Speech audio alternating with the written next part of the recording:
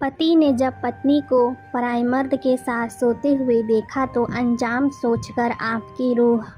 एक युवक ने विवाह के 2 साल बाद परदेश जाकर व्यापार करने की इच्छा पिता से कही। पिता ने स्वीकृति दी तो वह अपनी गर्भवती पत्नी को माँ बाप के जिम्मे छोड़कर व्यापार करने चला गया।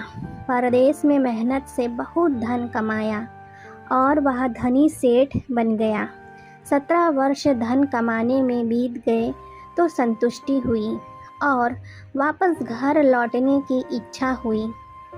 पत्नी को पत्र लिखकर आने की सूचना दी और जहाज में बैठ गया। उसे जहाज में एक व्यक्ति मिला जो दुखी मन से बैठा था। सेठ ने उसकी उदासी का कारण पूछा तो उसने बताया कि इस देश में ज्ञान की कोई कदर नहीं है। मैं यहाँ ज्ञान के सूत्र बेचने आया था पर कोई लेने को तैयार नहीं है।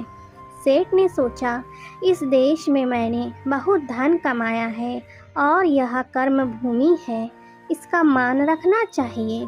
उसने ज्ञान के सूत्र खरीदने की इच्छा जताई। उस व्यक्ति ने कहा, मेरे हर ज्ञान सूत्र की कीमत 500 स्वर्ण मुद्राएं हैं। सेठ को सौदा तो महंगा लग रहा था, लेकिन कर्मभूमि का मान रखने के लिए 500 स्वर्ण मुद्राएं दे दी। व्यक्ति ने ज्ञान का पहला सूत्र दिया, कोई भी कार्य करने से पहले 2 मिनट रुककर सोच लेना। सेठ ने सूत्र अपनी किताब में लिख लिया। कई दिनों की यात्रा के बाद रात्रि के समय सेठ अपने नगर को पहुंचा। उसने सोचा, इतने सालों बाद घर लौटा हूँ तो क्यों न चुपके से बिना खबर दिए सीधे पत्नी के पास पहुंचकर उसे आश्चर्य उपहार दूं।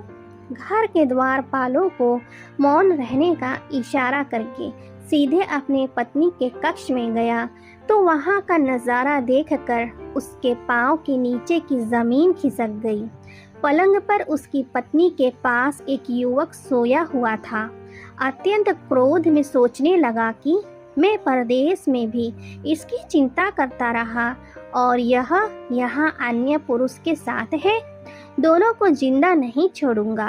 क्रोध में तलवार निकाल ली, वार करने ही जा रहा था कि इतने में ही उसे 500 स्वर्ण मुद्राओं से प्राप्त ज्ञान सूत्र याद आया कि कोई भी कार्य करने से पहले 2 मिनट सोच लेना है के लिए रुककर तलवार पीछे खींची तो एक बर्तन से टकरा गई। बर्तन गिरा तो पत्नी की नींद खुल गई। जैसे ही उसकी नज़र अपने पति पर पड़ी, वह खुश हो गई और बोली, इंतज़ार में इतने वर्ष कैसे निकले ये मैं ही जानती हूँ। सेठ तो पलंग पर सोए पुरुष को देखकर कुपित था। पत्नी ने युवक को उठने के लिए कहा, बेटा जाग, तेरे पिता आए हैं। युवक उठकर जैसे ही पिता को प्रणाम करने झुका, माथे की पगड़ी गिर गई, उसके लंबे बाल बिखर गए। सेठ की पत्नी ने कहा, स्वामी, यह आपकी बेटी है। पिता के बिना इसके मान को कोई आँच न आए, इसीलिए मैंने इसे बचपन से ही पुत्र बनकर रहने का ही संस्कार दिया। यह सुनकर सेठ की आंखों से आंसू बह निकले। पत्नी और बेटी को गले लगाकर सोचने लगा कि यदि आज मैंने उस ज्ञान सूत्र को नहीं अपनाया होता तो जल्दबाजी में कितना अनर्थ हो जाता।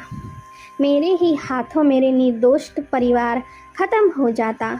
ज्ञान का यह सूत्र उस दिन तो महंगे लग रहा था, लेकिन ऐसे सूत्र के लिए 500 स्वर्ण मुद्राएं भी बहुत कम है।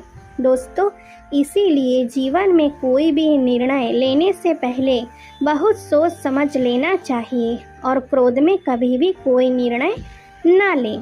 क्रोध करने से पहले 2 मिनट ज़रूर सोच लें। उम्मीद करती हूँ कहानी आपको पसंद आई होगी। कहानी को लाइक एंड शेयर करिएगा। चैनल पर नए हो तो सब्सक्राइब करना बिल्कुल भी न भूलें। कहानी सुनने के लिए आपका बहुत बहुत धन्यवाद।